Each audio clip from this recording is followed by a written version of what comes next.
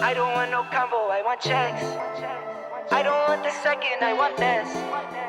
I'm all in my ass way, I'm a wreck. I've been moving like a hot mess. I don't want no combo, I want checks. Girls and everyone in between, we are going to be watching Foodie Booty F up a 9 cheese pizza. And I just want to remind everybody, yes, there's a helicopter outside. No, they're not coming for me. That Foodie was just telling us how a poutine was one of her worst enemies once upon a time. And it gave her a massive gallbladder attack. But yes, this one is going to be eating a 9 cheese pizza. What's this one called? Stuffed crust 9 cheese pizza, Bangkok Pizza Hut mukbang. All right, so let's get into this mukbang, shall we? Oh, that looks awful. I can't eat cheese pizza. It's too much cheese. It's just, no. I've never liked a full cheese pizza. The only kind of pizza with just mainly cheese is a margarita pizza. That's got other ingredients. But anyway, look, we can see a little hoof in the center. It looks okay, but I wouldn't eat it. Yeah. Ugh. Go.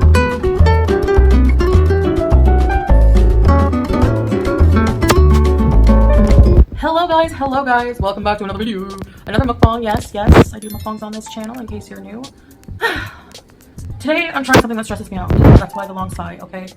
It's a 9 cheese pizza, okay, from Pizza Hut. This is my first time trying Pizza Hut here, and the only halal options are vegetables or 9 cheese pizza. Went with the 9 cheese pizza. Just want to remind you guys that this is a woman that just talks about traveling non-stop. I just want to travel. I just want to enjoy the world. I just want to experience everything. So she's eating pizza. Pizza Hut pizza. It's an international global brand. It's the same everywhere you go, girl. You're not experiencing anything unusual, new, or different. But okay. Let's go. Look at her little face. Look at that little demonic stare. Perfect. She looks like she'd be a cherub, but we know better, right, guys? Nothing against vegetables. I love vegetables, but No, 9 cheese. The mac. No, she says, somebody mentioned this in my comments yesterday, that for somebody who loves vegetables, she rarely orders just, a plate of steamed veg or a platter of chopped veg. They didn't say that, but they talked about veg. The veg lover. She rarely orders them. She has vegetables if they're pickled or cooked in oil. She doesn't eat whole veg, steamed, mashed. It has to be dunked in something. It has to be sauced up. She doesn't love veggies at all. She loves the idea of veggies, but she doesn't actually like veggies. The amount of cheese I've ever tried on something is 6 cheese. And that was like, wow, anytime you see 6 cheese, you're like, so imagine seeing 9. Okay, I have to try it. Yeah, imagine being a human going, oh, look, a 9-inch pizza, a 9 cheese pizza. Most people just keep walking. Most people don't take it as a personal challenge. I'm going to eat that. I'm going to that pizza up. I'm going to make it my 6 cheeses. That's for wusses. 9 cheeses. I'm going to take that down. What a 9 cheese pizza is. It's expensive as heck. I'm sorry, but this is not big enough. This is like, I'm going to be hungry still. I know what you're thinking. Gross, whatever, who cares? Fat shaming, I'm over it. But I want more food, like, for the price. No, that's not fat shaming. That's people. Human shaming. If that size pizza that you've got in front of you is not enough for one person to be satisfied, that is an indicator. That is that Armstrong dude planting the flag on the moon to say that, yes, we've been here. It's as big, as significant as that. That is saying, Chantal, your portions and your satisfaction cues are so way off. And you shouldn't be able to get through a 9 cheese pizza as a single individual with the amount of oil and cheese and salt that's on there without feeling sick. This should make you feel sick with the amount of cheese on it. If that doesn't say something to you, we already know her mental cues and association cues are all off. But this is going to be fun. A medium at least. All right, bismillah. Let's just be grateful for the food I do have here, because that's more than a lot of people. So, all right. And actually today's... Chantal, it's more than most families most days, but okay. topic is going to be gratitude, because it's very important, and it's a key aspect of how I've been dealing with.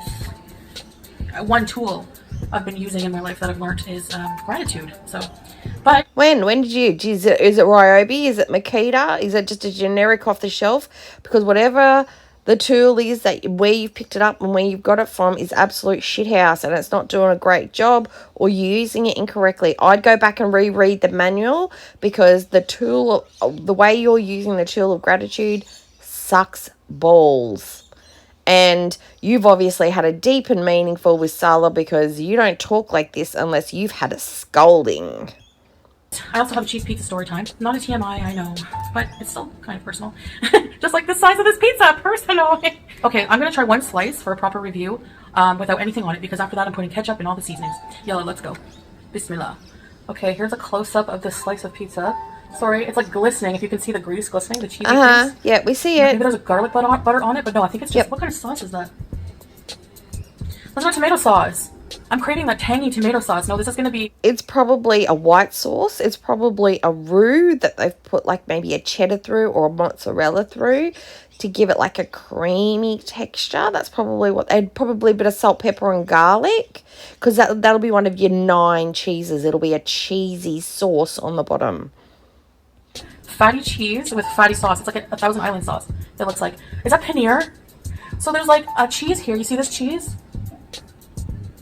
It's shaped like, it looks like a Pizza Hut hat.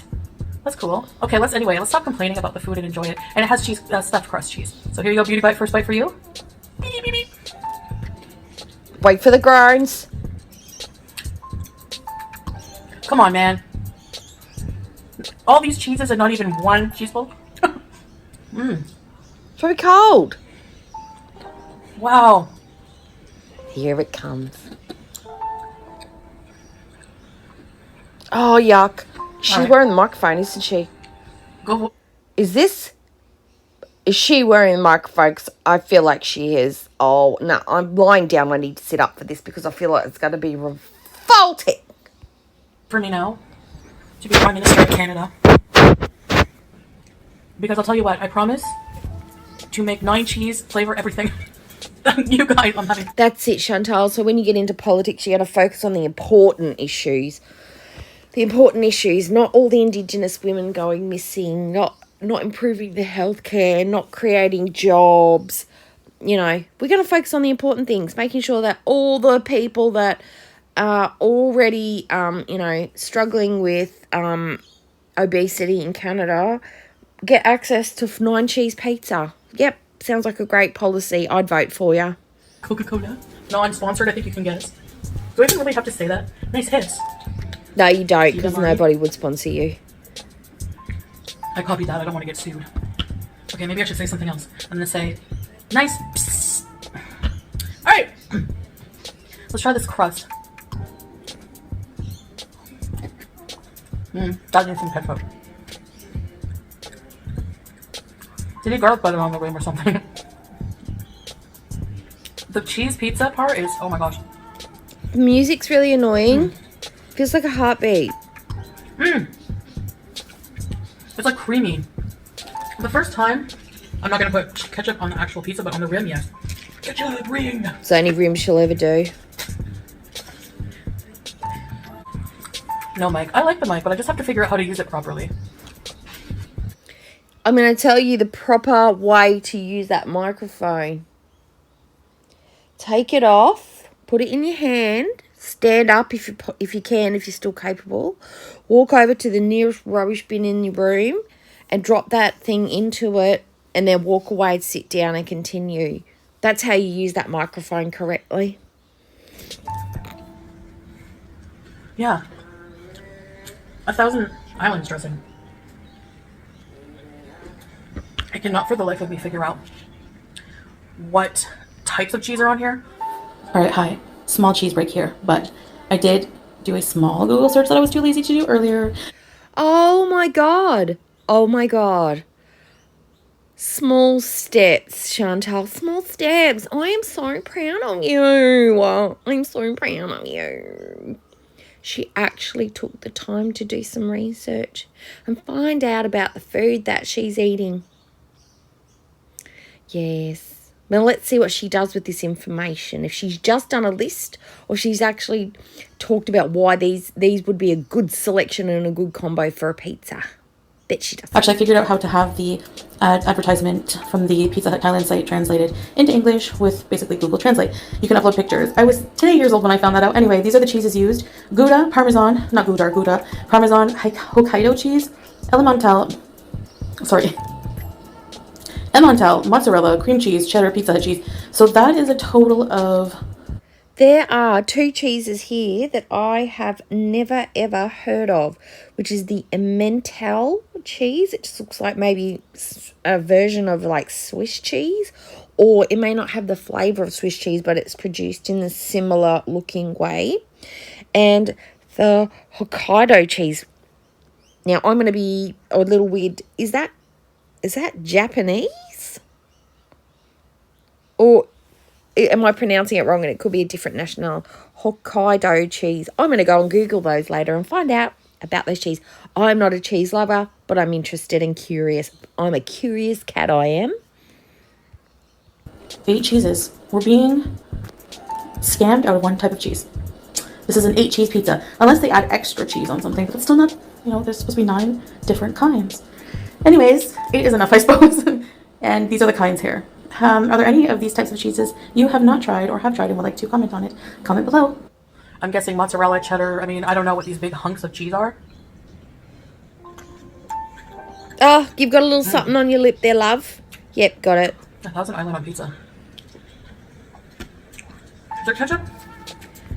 She keeps saying Thousand Island, but isn't Thousand Island like a pinky, peachy, creamy colour? Does she mean to say, is she trying to say ranch? Because Thousand Island, is that not like a tomatoey... Here's how we make tomato. It's got a little bit of lime juice in it, but it's ketchup, mayonnaise, little bit of spice, just a little bit of spice, and some lime juice stirred up. That's Thousand Island dressing as I know it to be, or prawn cocktail sauce. Why does she keep saying Thousand Island? I think she's meaning something else, because that doesn't sound right. It's not strong. I'm sure you guys are thinking, what are you doing with a bag of condiments? Your bag of condiments is for your bag of dicks. And your dicks on sticks. We know why you've got a bag of condiments, because you know why, they're probably free. They probably walk into an establishment and go, I'm going to take some extra, and just get a great big Godzilla fistful of them, grab them and chuck them in your bag. Because they're free and you don't have to pay for them, and you're obsessed with them and you're addicted to it. You're addicted to that zingy, zangy, tangy, vinegary flavour on everything because it sets your brain on fire. And it's sugar. Plain up sugar. There's so much sugar in tomato sauce. That's why I like it. It's because you've pinched them. You took extra because you think they're free. I'm living under a rock. Don't you watch my channel? I'm the condiments queen. No. Well, because every time we order out, and we're not at home, so we are ordering out every day, they give us like 2-3 handfuls of ketchups and sauces. Cheesy. No, I don't care. And I keep them in a bag to be neat. I have some cards. Oh. Actually, yeah, this is a perfect size of pizza. Okay. Gratitude. I've learned. Oh my goodness. This is going to be so fun. Okay, everybody, we haven't had to do this in a while, but she's going to be talking about gratitude. Gratitude, being grateful. I'm hoping, because I've not watched this yet, but I'm hoping she's going to teach us how to be grateful. So put your seatbelt on, sit down, get comfy, open your ears, and take it all in. This is life-changing advice, guys. How to be grateful with Foodie Beauty. A lesson in life. I have an audience. Heck yeah, I'm going to share this with you guys. It's wisdom that you could use. I know, it's coming from me, but hey. Still, oh my God. Finish your thought. Just finish it. Just start and finish. Start and finish. I don't know. No. Oh, aggravating. All right, so being grateful. And a lot of you are thinking, duh, you know, a lot of you have realized this. Everyone, that's the thing, everyone has unique journeys. So some people realize this early on in age, some people never do. No BS. Let's do this exercise together, okay? Just think of something. And just be in the moment. You're alive, you're breathing. When you really think of how amazing that is in itself, it's hard not to be grateful.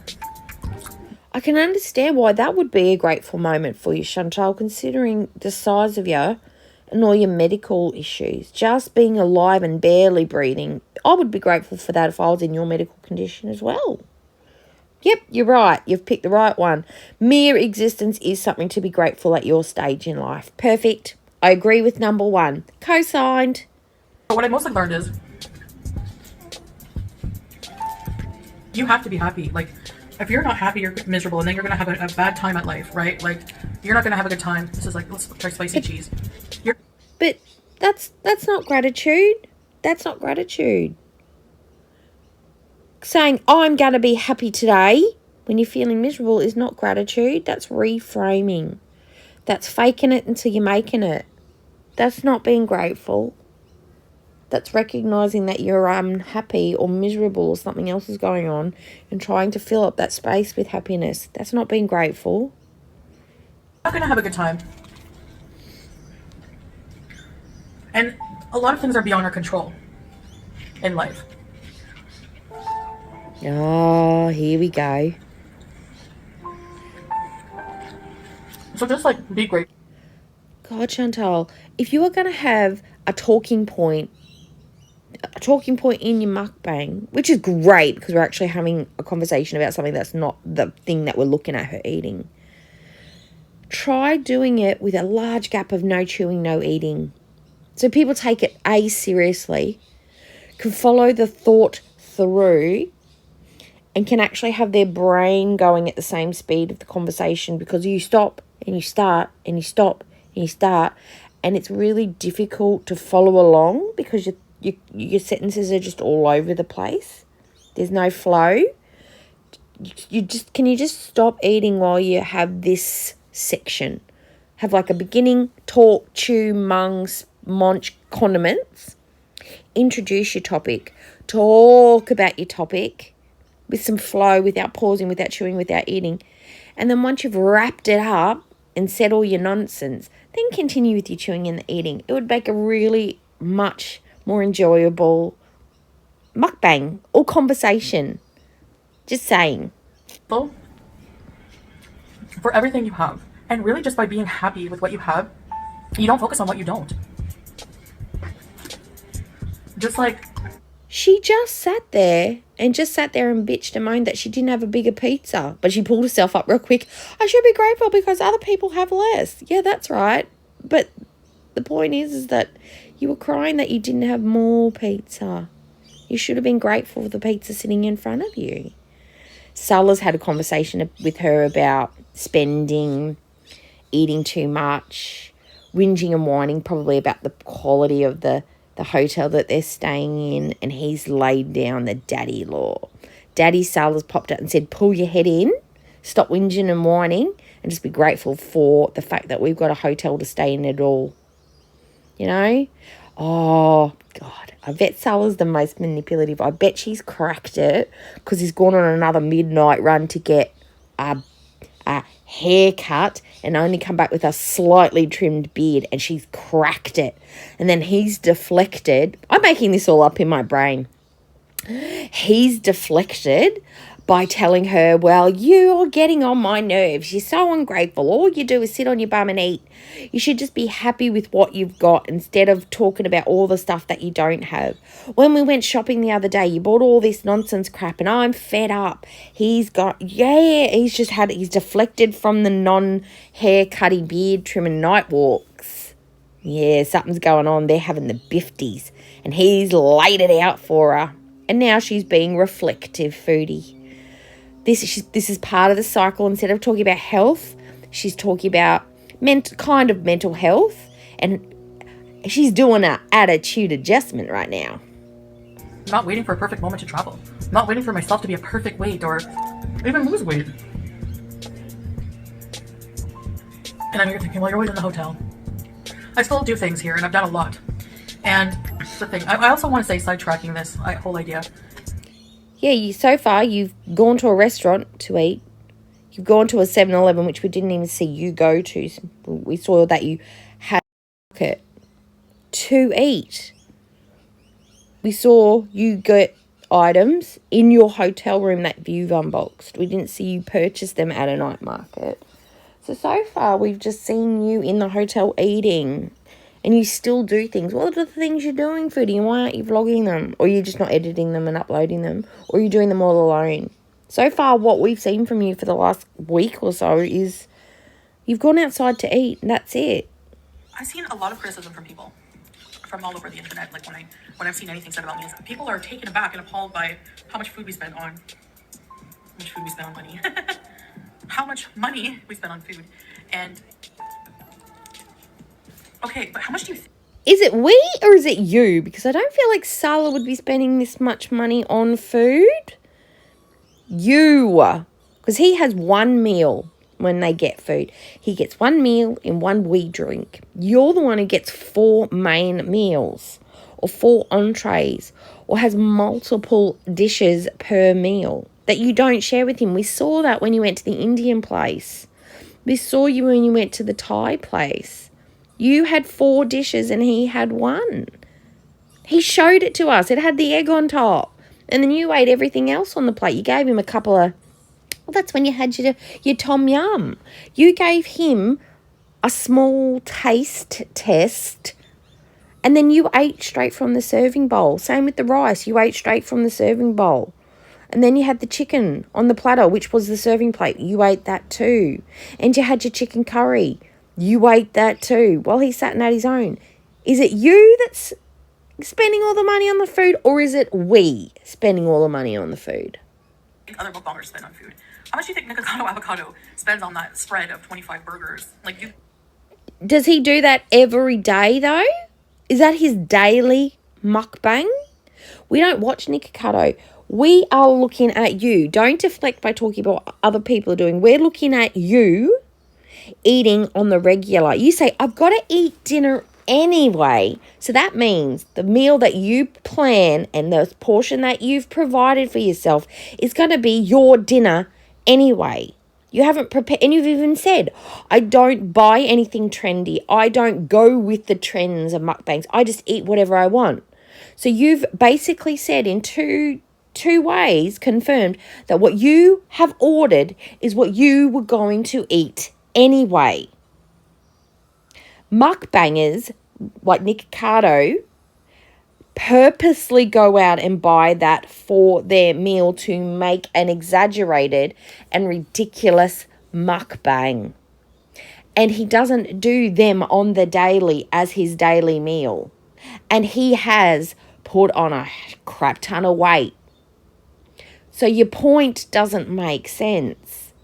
You're eating what you would normally eat just on camera. Mukbangers make a special effort to produce and arrange and have that amount of food prepared for that particular mukbang that they do once a week, once a month. Your point doesn't make sense. Sorry, love. Math. Oops, I got off track and I forgot to add here that, yes, mukbangers spend money on food, but they also make more than what they spend on the food in return for their video. I'm eating a single personal pizza. This time, and you whined about it. You wanted more. Loves chilies.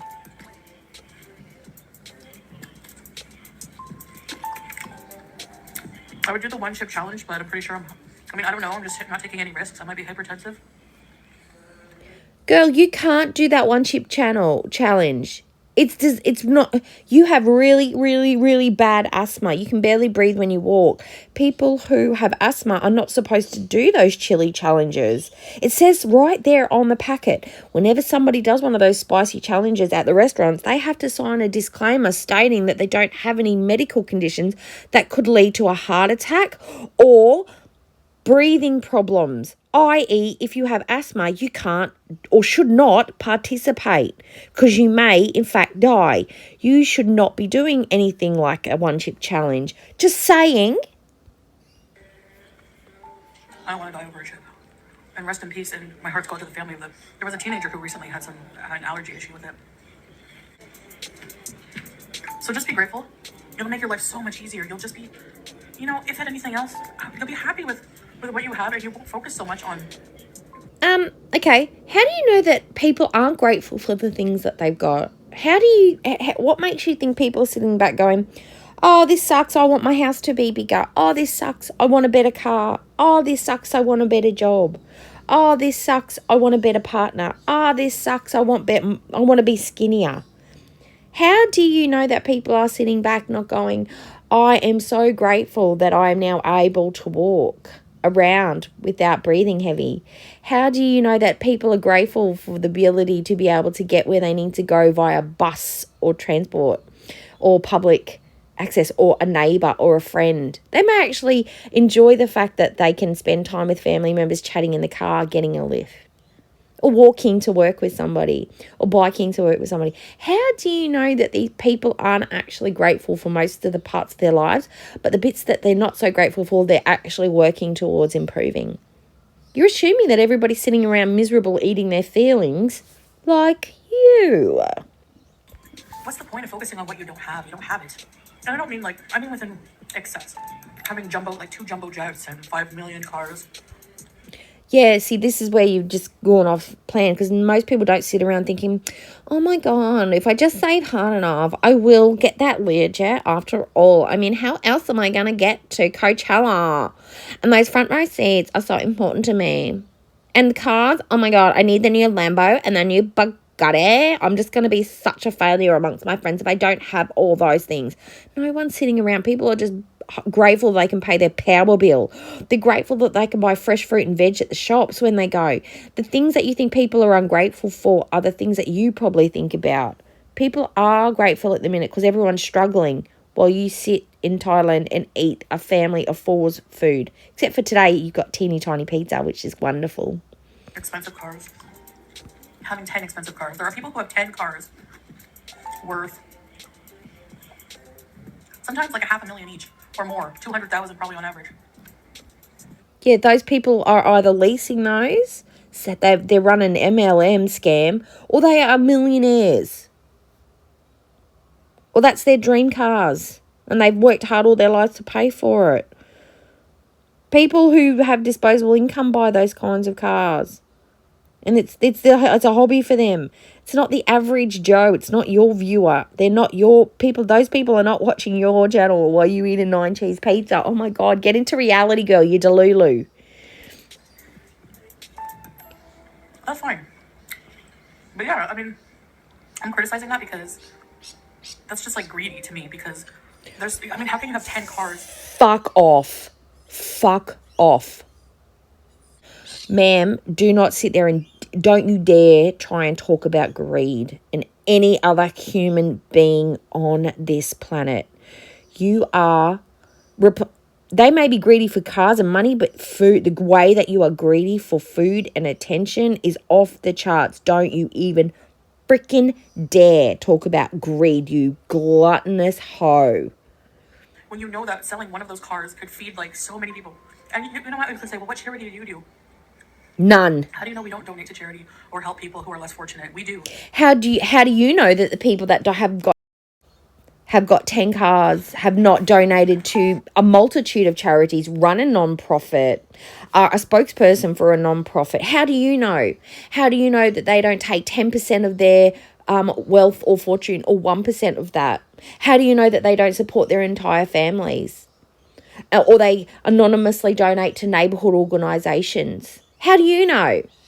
You're assuming that those people, because they've got lots of expensive things that they've probably worked hard for or have had inherited down to them, don't do good things with the extra income that they have, that they're saving it all up for themselves, because that sounds like something you would do. But if you haven't noticed, we keep a lot of our life private, And I actually love that. I love that spicy sauce on it. You know why I love that? Because then you can think you can lie and we won't be able to unravel it because we don't have all the facts and figures. You love the privacy because you can say all the outlandish things that you want and we will never be able to go back and say, oh, well, you said this at that particular moment. because that's how we figure you out. And you're always telling yourself you like it private because it's a lie of omission. That's why. Because I don't feel like the internet is my entire life anymore. You know? I feel like when I get off of here, when I hit stop on the button... She's done daily mukbangs since she's been in Thailand. But the internet's not her life anymore. Get off of my live stream and hit end live. I feel like I have another life to go to. One that's experiencing a culture so different from mine, that everything is new and exciting. You know, I can walk out my front door. If you could walk. If you could walk. Now I'm here, but I can walk out this front door, I can walk out the front door in Kuwait. I have long longings. I would long... You could walk out your door, but you don't. You could walk out your door, but you don't. Sala said that the day that you guys went for that huff and puff down to the beach, that was one of the first times you'd been down there. You don't go out by yourself. See, that's the thing, Foodie. You say you could be living your life. You could be living your life, but you don't. You don't walk out the front door. You don't go places. You don't experience things. You don't explore. You could, but you don't. For just a life of more experience. I long for a partner. 9 cheese pizza. Better than 6. I would also long for a man. Handsome man. Ew. You didn't get one. Keep A longing. protective man. A man completely... Yeah, they've had a fight and he's laid down the law. Be more grateful and get your act together and start doing stuff because this is bullshit. This holiday's bullshit. And now she's doing the what is it called? The love bombing stage. I longed for a man, a handsome man, a protective man, an in-charge man, a man who wants to do my dreams, who wants to follow the dreams and has the same desires that I have. And I got him. Potato face. That's what she's going to say. And she's already done a potato face. So when she does potato face, that means it's for Salah. The opposite of what I went through. A man who would protect me, never hurt me. And who loves me for who I am. That's why he gets the side eye. It's too much. Wow. Now I see why they only have one. I can only find one size on the site. That's because it's 9 cheeses.